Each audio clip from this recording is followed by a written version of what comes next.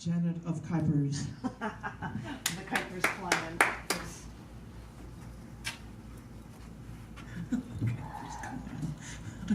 Hi. I would like to share 3, if that is okay with you, from one other book. It's called When You Dream Tonight. It's got my usual background, but it also has a moon photo that I took in there, this interwoven into my background. These are poems about dreams. Some of them were ones I wrote the morning after. Wait, I need to write this down. So, this one is called Transcribing Dreams 3. I was walking into your living room, and there was a 10-gallon fish tank there. You had just bought it. You were looking at the fish. That's when I walked over. And I saw a shark fish in the tank, one about 8 inches long, and he was at the bottom, killing and eating a 4-inch fish. There were other 1-inch fish swimming along at the top, neon tetras, small things. And I walked over, and the shark just was eating this 4-inch fish, and soon he was completely gone. And you were just looking, and you couldn't do anything to save the fish. And then another 4-inch fish came out of hiding from behind a plant on the left side of the tank, and he darted around. It looked like he was in a state of panic. Maybe he breathed the blood of the other 4-inch fish, his ally, his family. And he started darting around the tank, and the shark was just sitting there at the bottom of the tank, and the other 4-inch fish darted more. And then the shark just opened his mouth, and in a darting panic, the 4-inch fish swam straight into the shark's mouth. All he had to do was close his mouth and swallow the fish whole. There was no fight like with the first one. There was no struggle. And I looked over at you, and you were just amazed that the shark just ate your 2 fish, which are probably over $10 each, and that they just didn't get along in the tank together. And I looked at the tank, and I saw the other 1-inch neon tetras darting around at the top of the water. They knew they would be victims later, trapped in this little cage, and that the shark would just wait until he was bored and he administered his punishment. I wanted to ask you why you bought all of these different sized fish and expected them to live together peacefully. And maybe you didn't realize that a shark would need more food than you were prepared to buy him. Besides, a shark that size shouldn't be alone in a tank that small as 10 gallons. He needs room to grow. But before I could say anything, I saw the shark swim to the top of the water, push his head and nose out of the water, open the lid to the top of the aquarium. You weren't looking, so I told you to look over at the top and not to get too close. And the shark just sat there, looking at you, and it looked as if he wanted to show you what a good eater he was. It was almost as if he was looking to you for approval.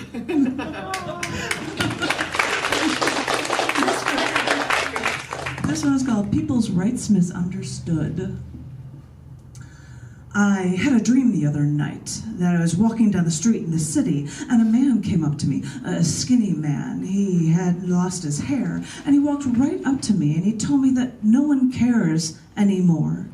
And he took my hand, and he asked me to care about him. I'm not supposed to be like this, he said. I'm not homeless, you know.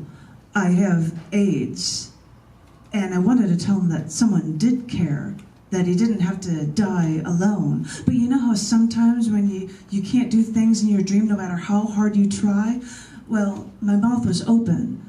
It was wide open, but no words were coming out. And you know, I'm afraid to go to sleep tonight. I'm afraid I'm going to walk down that street in the city, and I'm afraid that a pregnant woman is going to come up to me and ask me for a hanger. And I'll tell her there has to be another way. And she says, this is the way she chooses.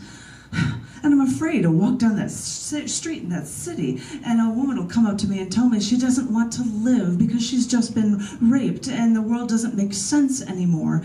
And I tell her that she can make it, and that 1 in 3 women are raped in their lifetime, and they all make it. And besides, the world doesn't make sense to anyone. And she says that doesn't make her feel any better. And I'm afraid that I won't be able to walk down that street in that city again without it looking like a Quentin Tarantino movie where everyone is pointing guns at each other. Yes, Mr. NRA, you are right. I feel so much safer knowing that everyone out there has a gun and that there are more gun shops and gas stations and that everyone is so willing to do the killing. Wait, why do my dreams have to be so much like real life? Thank you very much, and thank you for this opportunity. This is the last poem in the book.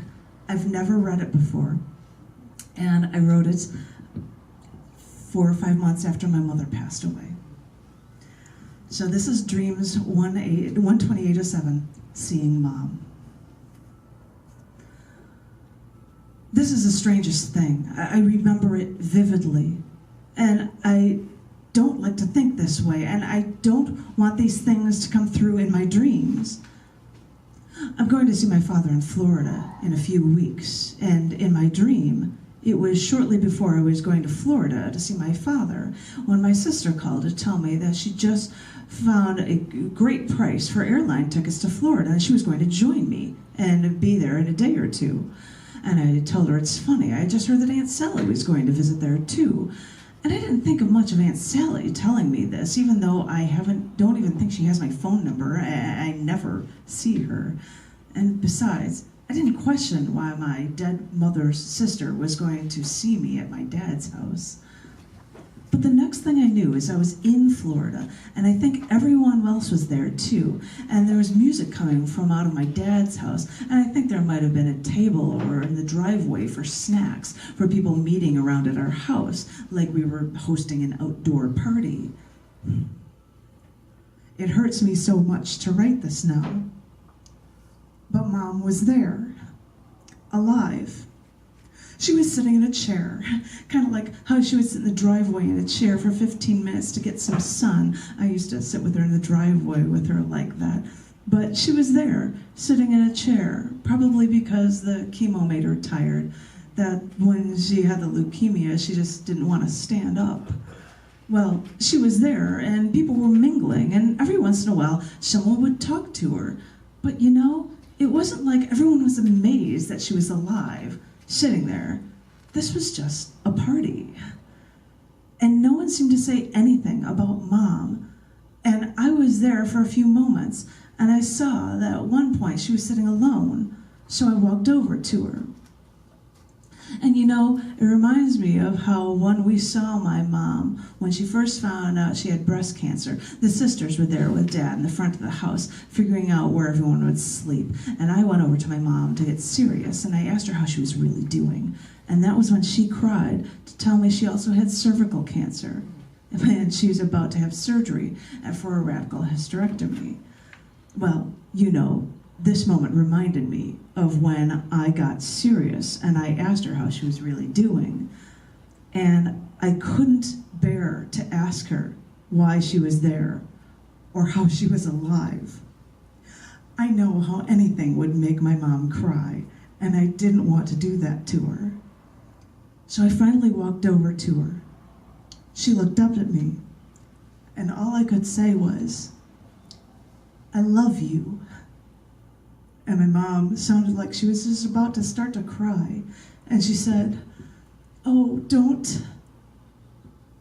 And that's when I woke up.